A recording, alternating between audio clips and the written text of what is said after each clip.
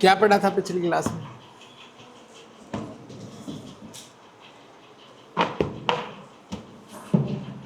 General introduction किया था ना कि स्वस्थवर्त क्या है.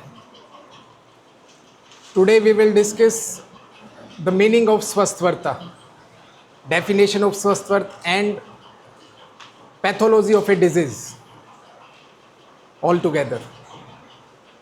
ओके, अगर स्वास्थ्य को अच्छे प्रकार से समझना है तो सबसे पहले हमें पैथोलॉजी ऑफ डिजीज़ को समझना पड़ेगा कि जो बीमारियां हैं वो आपके शरीर में किस प्रकार से आती हैं और किस प्रकार से आपके शरीर को प्रभावित करती हैं.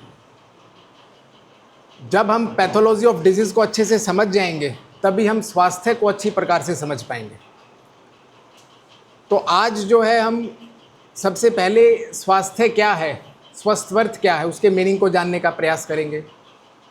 इसके साथ साथ डेफिनेशन ऑफ स्वस्थवर्त क्या है, महर्षि सुश्रुत स्वस्थवर्त को किस प्रकार से परिभाषित करते हैं, और पैथोलॉजी ऑफ ए डिजीज़ वो क्या है, उसके बारे में जो है इस सेशन में जानने का प्रयास करें. ठीक है, जैसे कि आप स्क्रीन के ऊपर देख रहे हैं कि स्वस्थवर्त, अगर इस शब्द को दो भागों में बांट दिया जाए, स्वस्थ और वर्थ, तो हमें एक शब्द निकल कर सामने आता है, दैट इज स्वस्थ. ओके, अब स्वस्थ को भी टू पार्ट्स में डिवाइड कर दीजिए. टू पार्ट्स में इसको डिवाइड करते हैं तो द फर्स्ट वन इज स्व and the second one is स्थ. स्व मीन्स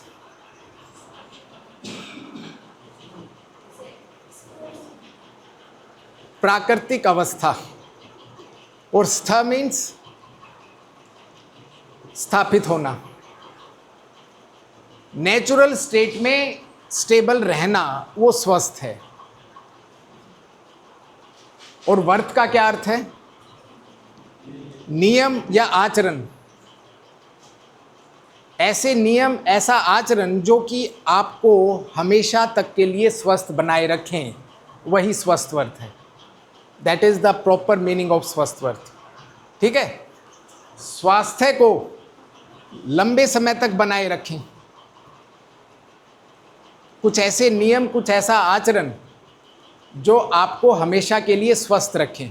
और स्वस्थवर्त में उन्हीं नियमों के बारे में हमें पढ़ना है कि वो कौन कौन से नियम हैं जो हमें हमेशा तक के लिए स्वस्थ रखेंगे, वो कैसा आचरण है, वो कैसी आदतें हैं जो हमें हमेशा तक के लिए स्वस्थ रखेंगे. सो ये तो हुआ इसका मीनिंग.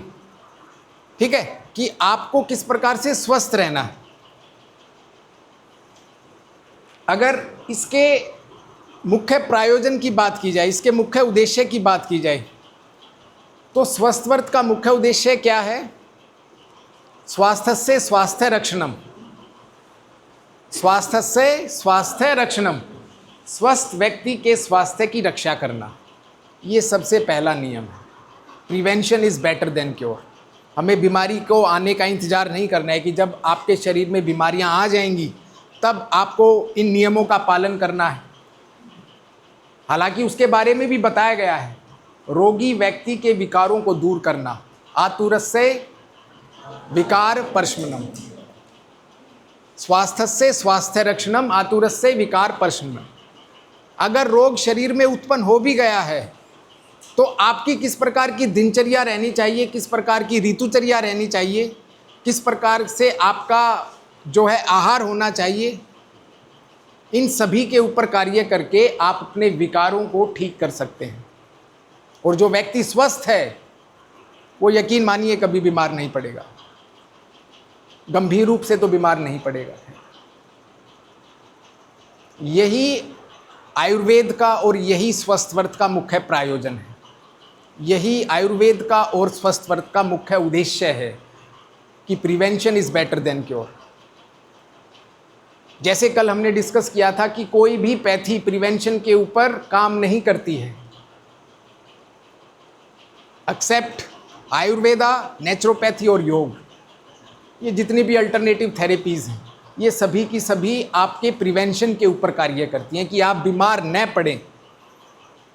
जो प्राइमरी लाइन ऑफ ट्रीटमेंट है, so called modern medical science, वो प्रिवेंशन के ऊपर कोई भी कार्य नहीं करते। जब तक आप बीमार नहीं पड़ते हैं तब तक आपका ट्रीटमेंट शुरू नहीं होता है। वो ट्रीटमेंट भी क्या होता है, आपके सिम्टम्स के अकॉर्डिंग होता है, ताकि उन सिम्टम्स को मैनेज किया जाए, ना कि क्योर किया जा सके।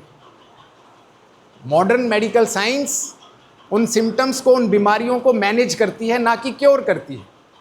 लेकिन जब आयुर्वेद, प्राकृतिक चिकित्सा और योग की बात आती है, तो ये जितनी भी अल्टरनेटिव थेरेपीज़ हैं, अगर इनका इंटीग्रेशन अप्रोच किसी पेशेंट के ऊपर किया जाए, इन सभी थेरेपीज़ का इस्तेमाल उस पेशेंट के ऊपर किया जाए, तो वो पेशेंट 100% ठीक हो सकता है।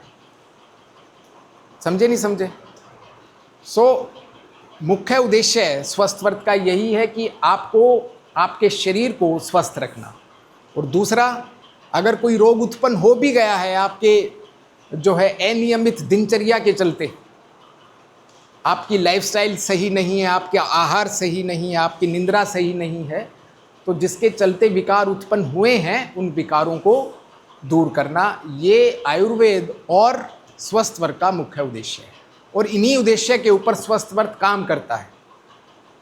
आप देखेंगे, जब आप दिनचर्या पढ़ेंगे, रात्रिचर्या पढ़ेंगे, ऋतुचर्या पढ़ेंगे, सद्वर्त पढ़ेंगे, धारणीय और अधारणीय वेग पढ़ेंगे, तो जितने भी ये टॉपिक्स आप पढ़ेंगे, तो वो सभी आपके विकारों के ऊपर तो काम करते ही हैं, साथ में आप किस प्रकार से स्वस्थ बने रहें उसके ऊपर भी काम करते हैं।